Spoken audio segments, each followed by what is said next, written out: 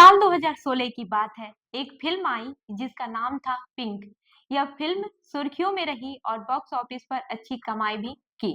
इस फिल्म में एक दृश्य है जिसमें अमिताभ बच्चन का किरदार सर्दियों की सुबह अपने घर से मास्क पहने दिल्ली की धुंध भरी सड़क पर निकलता है।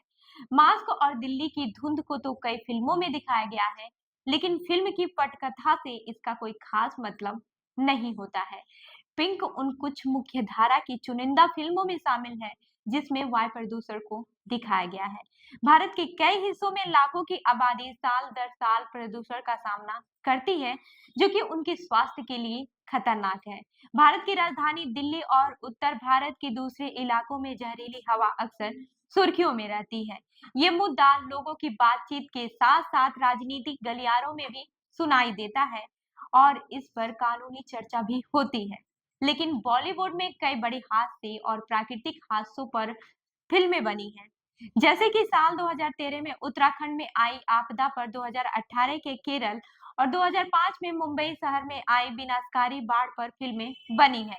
लेकिन मनोरंजन उद्योग से प्रदूषण का विषय गायब है। प्रदूषण पर लिखी गई एक किताब the great smog of India के लेखक सिद्धार्थ सिंह कहते हैं कि यह हमारी बहुत बड़ी विफलता है कि वायु प्रदूषण को भारत की साहित्य और फिल्मों में कोई जगह नहीं दी गई है। उन्होंने बताया कि भारत में प्रदूषण पर काम अक्सर एकेडमिया या फिर इस विषय पर विशेषज्ञों का ही रहता है। उन्होंने कहा, जब आप पीएम 2.5 या फिर नाइट्रोजन ऑक्सीजन या फिर सल्फर डाइऑक्साइड बोलते हैं तो इसका आम लोगों के लिए क्या मतलब होता है, ये शब्द उनके लिए कोई मायने नहीं रखता है। आपको बता दें कि लोग भी जलवायु परिवर्तन पर ज्यादा गंभीर नहीं है। दरअसल जलवायु परिवर्तन के बारे में विस्तार से लिखने वाले लेखक अमिताभ घोष ने अपनी 2016 की किताब द ग्रेट डिरेजमेंट में लिखा है कि आज की साहित्य कहानियों में जलवायु से संबंधित कहानियों को जगह नहीं मिलती। उन्होंने 2022 के एक इंटरव्यू में कहा, लोग जलवायु परिवर्तन को लेकर बहुत ज्यादा गंभीर नहीं है। उन्होंने भीषण गर्मी के दौरान भारत में रहने के लिए अनुभव को बताते हुए कहा कि मुझे जो बातें सबसे ज्यादा हैरान करने वाली लगी वह यह थी कि सब कुछ सामान्य जैसे लग रहा था और यही सबसे ज्यादा परेशान करने वाली बात थी। ऐसा लगता है कि हमने पहले भी इन बदलावों के साथ जीवन जीना सीख लिया है। घोष ने जलवायु परिवर्तन को एक धीमी हिंसा बताया है जिसके बारे में लिखना मुश्किल है। प्रदूषण के बारे में यह कहना ठीक है क्योंकि इसका इंसान की सेहत पर धीमा असर पड़ता है, इसलिए इसे फिल्म में दिखाना मुश्किल होता है।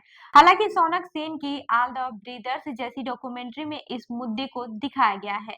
ये डॉक्यूमेंट्री 2022 ऑस्कर के लिए नामित हुई थी। इस डॉक्यूमेंट्री में सेन ने जलवायु परिवर्तन, प्रदूषण और दिल्ली में लोगों और पशु पक्षियों के बीच के रिश्ते को दो भाइयों की कहानी के माध्यम से दिखाया है।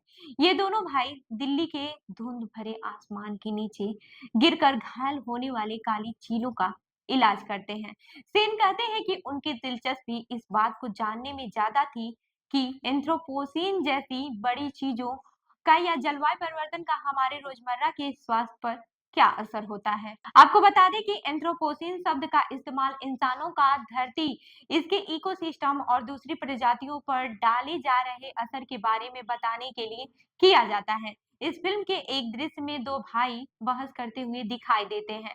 फिर उनमें से एक भाई आसमान की तरफ इशारा करते हुए कहता है, ये सब जो हमारे बीच हो रहा है ये इस सब की गलती है।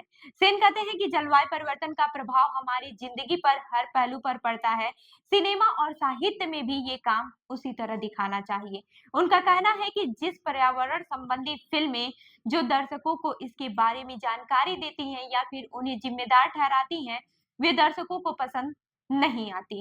उन्होंने कहा कि मेरे लिए सबसे अच्छी फिल्म वह होती है जो जरूरी मुद्दों को इस तरह से बताए कि दर्शकों को मालूम भी ना पड़े कि उन्हें कुछ समझाया जा रहा है और वह बात को समझ भी जाएं। वहीं लेखक सिद्धार्थ सिंह का कहना है कि पर्यावरण से संबंधित कहानियों की कमी की वजह से यह भी हो सकती है कि इन्हें लिखने वाले लोगों ने कभी प्रदूषण और जलवायु परिवर्तन की परेशानियों का खुद सामना नहीं किया।